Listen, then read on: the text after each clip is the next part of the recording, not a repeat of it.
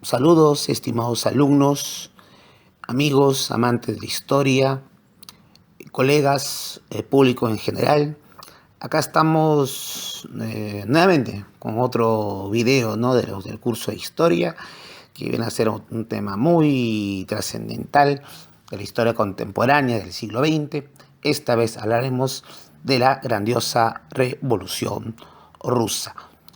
Y no se olviden también de dejar su like, también compartir, suscribirse a mi canal, y así para que se pueda contribuir a la difusión del conocimiento histórico. Bueno, la Revolución Rusa, estimados alumnos, viene a ser un proceso de grandes transformaciones políticas, económicas y sociales dirigidas por el proletariado ruso y su vanguardia, que vendría a ser el partido bolchevique, que dio a luz al primer estado socialista de la historia. Cabe recordar que anterior a este proceso, las revoluciones políticas sociales fueron emprendidas por la burguesía contra regímenes autocráticos o también premodernos, atrasados, feudales. Como gran ejemplo tenemos la Revolución Francesa. Sin embargo, la Revolución Rusa cambia la perspectiva ahora de los movimientos políticos, porque esta transformación va a ser dirigido por el proletariado y también dar a luz a un nuevo sistema económico social, así iniciándose la famosa era de la revolución proletaria mundial. Y como se ve en la imagen, el líder, el jefe de la revolución y del partido bolchevique será Lenin, que va a tener una grandiosa trascendencia histórica. Vamos a ver ahora las causas fundamentales. En primer lugar tenemos el gran atraso económico de Rusia. Rusia, este inmenso país del este de Europa y el norte de Asia, aún tenía una fuerte subsistencia de régimen feudal y no había logrado una eficiente industrialización como sí lo habían hecho otros países, ¿no?, en el siglo XIX y a inicios del siglo XX, como viene a ser Gran Bretaña, Alemania, Francia o los Estados Unidos. Obviamente esto va a hacer que Rusia, a pesar de su gran territorio, económicamente no esté desarrollada, y ahí vemos parte de su debilidad. Y también acá, como parte de su régimen económico, tenemos una gran mayoría de población campesina. Esto, claro, complementado con el desarrollo sí, de un capitalismo limitado solamente a las ciudades. También tendremos la dominación económica imperialista. Rusia, a pesar que era una potencia política y militar de Europa, pero era una potencia en decadencia y ligada y vinculada, hasta dominada por otras potencias imperialistas, ¿no? Tenemos el caso de la influencia fuerte de Gran Bretaña y Francia dentro de la economía rusa. Por ello también, ¿qué ocurre? Rusia a nivel económico va a ser básicamente un productor de materias primas, un proveedor de materias primas hacia las potencias de Occidente, especialmente lo que viene a ser la producción agrícola de granos y también petróleo, porque a vísperas de la revolución, Rusia es la principal productora de petróleo del mundo. También tenemos a nivel de lo social una enorme desigualdad dentro de las clases sociales. Rusia a inicios del siglo XX, cuando se inicia la revolución, vemos dos sectores claros, ¿no? Las clases dominantes, encabezado por la realeza zarista, que vivía en un lujo chillón, al igual que la nobleza feudal, los boyardos. También tendremos a la burguesía rural, los kulaks, y también a los grandes burgueses urbanos. Por el otro lado tenemos al pueblo. En el pueblo tenemos que identificar a la pequeña burguesía, estudiantes, pequeños comerciantes, profesionales, el proletariado. Además, también, como se observa en la imagen, al campesinado. Acá nosotros observamos las grandes diferencias sociales, ¿no? Los dos extremos. Y cabe recordar que el pueblo ruso, tanto los obreros en las fábricas, sufrían toda la explotación despiadada del capitalismo, con altas jornadas de trabajo, con la prohibición de las huelgas o la prohibición de los sindicatos que imponía el régimen zarista en ese entonces. Y también vemos en el campesinado una extrema pobreza y también con hambrunas constantes.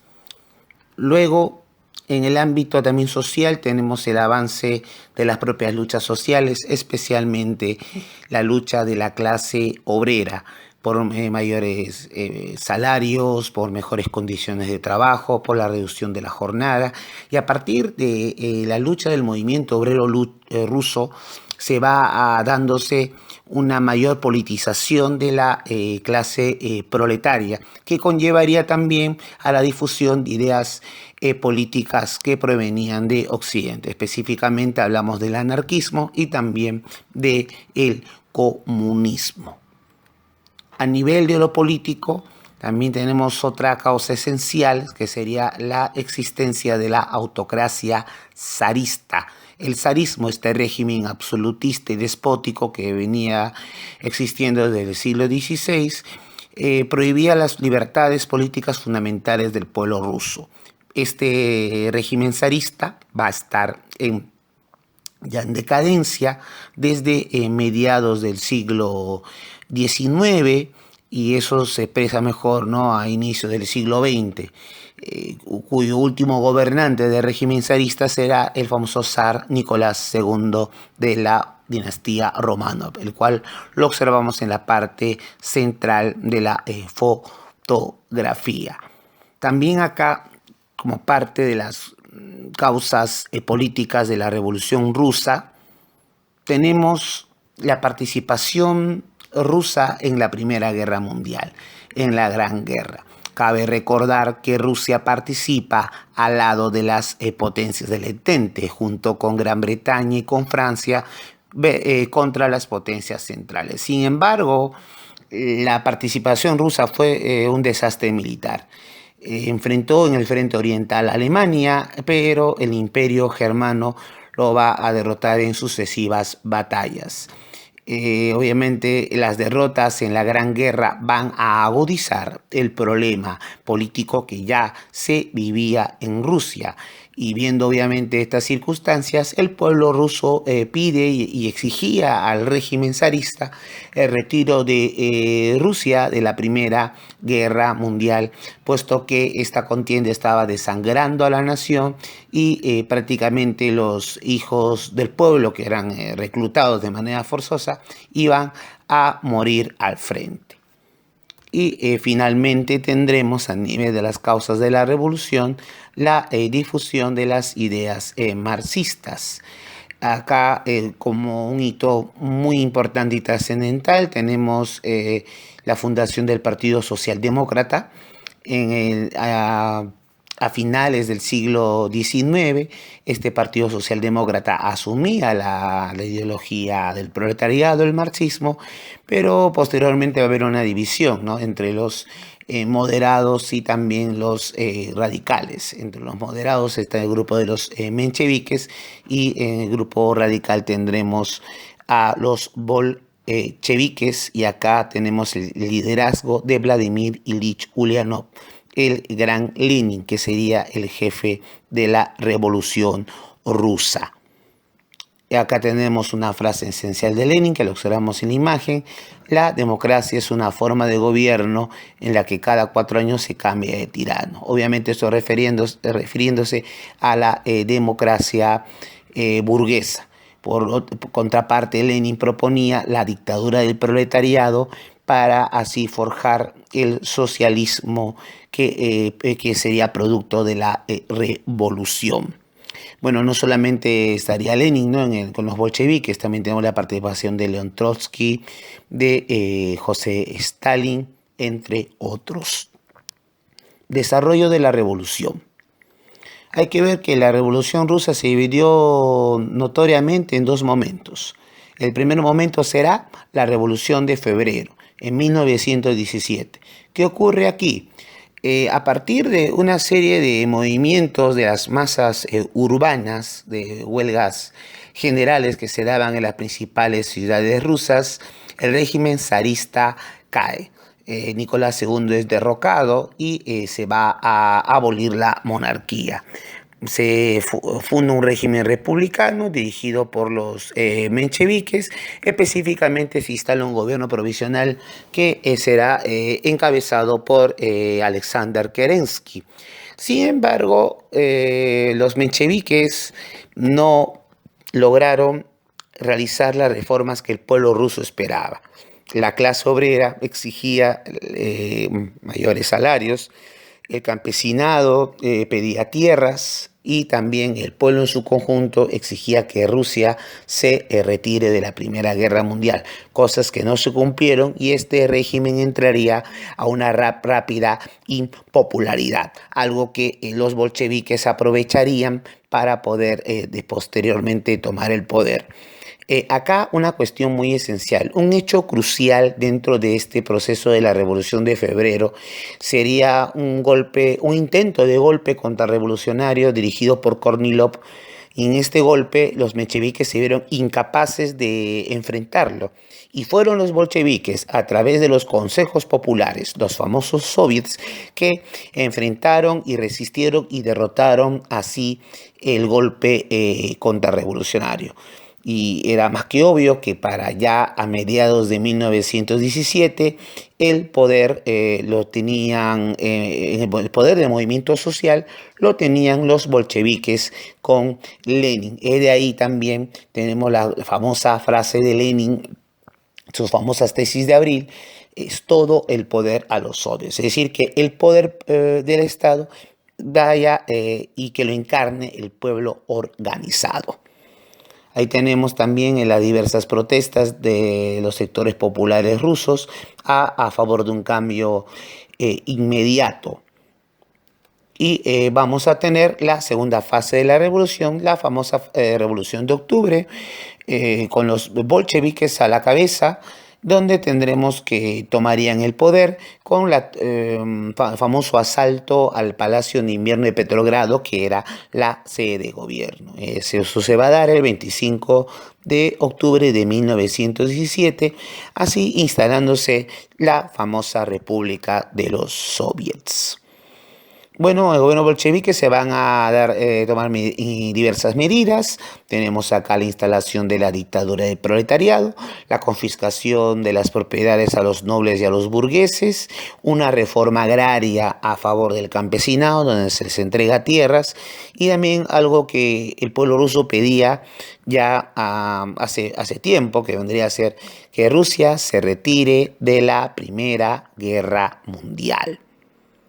Y esto obviamente se concretiza mediante el famoso tratado de Brest-Litovsk, en donde Rusia, por separado, se retira de la guerra y firma la paz con las potencias centrales. Claro que Rusia tuvo que perder algunos territorios de su parte occidental, pero esto Lenin lo asume con el fin de preservar el desarrollo de la revolución proletaria. Y también para poder que los esfuerzos de los revolucionarios rusos no se vean aislados, se funda la Tercera Internacional, o también llamada la Internacional Comunista, en donde se va a aglomerar a los diversos revolucionarios del mundo y también a fomentar la fundación de partidos comunistas para que desarrollen la revolución, el cambio en sus respectivos países.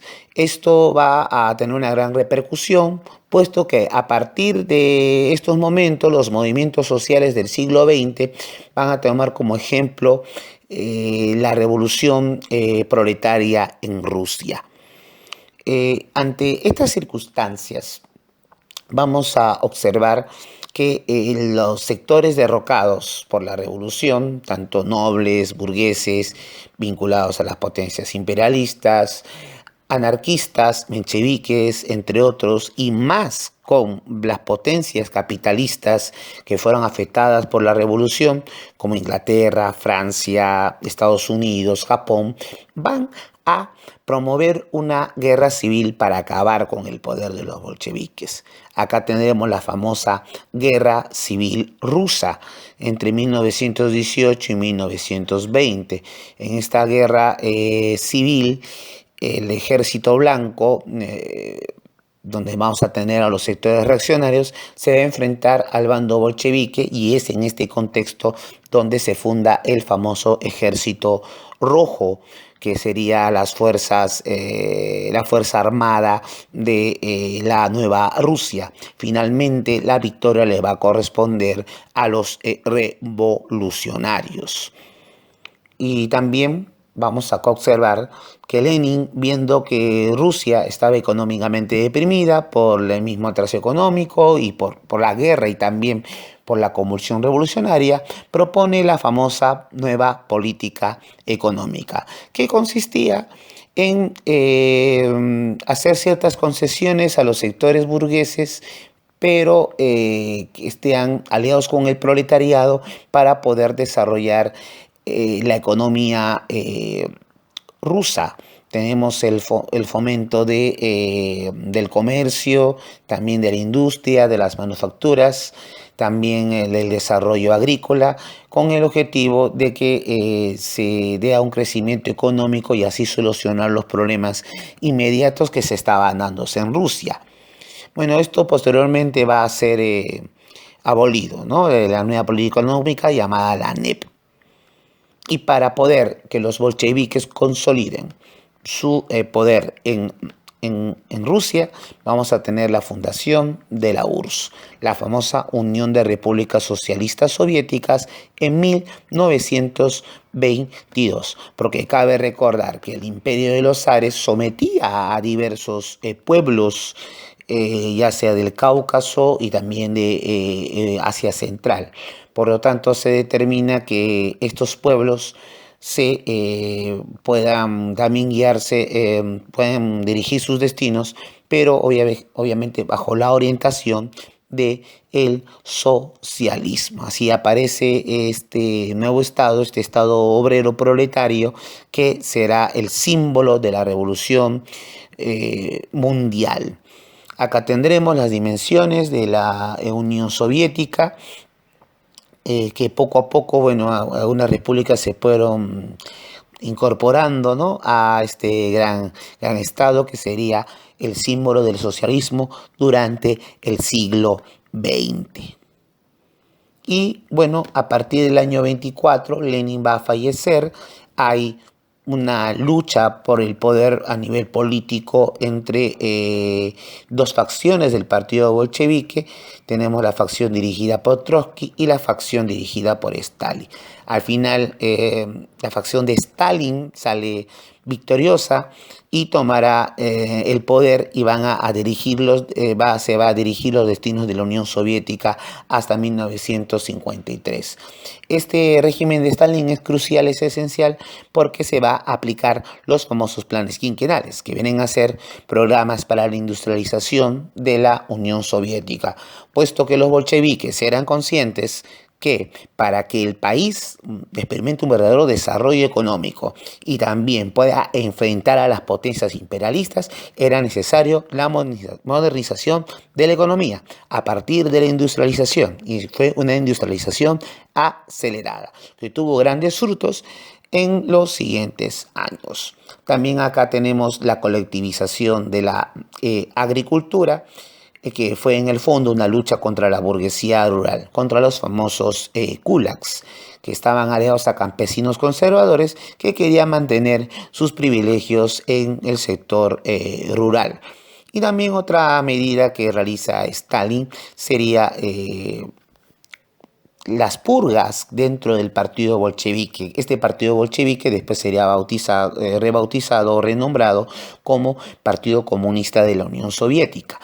Estas purgas consistieron en la expulsión y el enfrentamiento contra los enemigos políticos de tendencia antisocialista y que estaban a favor de la restauración capitalista. Y también algo muy esencial en el régimen de Stalin será la autonomía económica. Por eso el crack del 29 no afectaría a la economía soviética porque no era dependiente del capitalismo internacional. Y también vamos a tener la gran victoria de la Unión Soviética durante la Segunda Guerra Mundial. Acá recordar que los soviéticos estuvieron junto con los aliados para enfrentar a las potencias del eje, principalmente a Alemania nazi. Logran una brillante victoria con el gran aporte del pueblo soviético. Pero sin embargo, eso ya será motivo de otro tema de conversación y de otra clase. Muy bien, muchachos, en verdad fue un gusto que me hayan escuchado. Espero que compartan y difundan esta información. Y también vamos a continuar con más clases así audiovisuales. Muchas gracias por su atención y será hasta la próxima.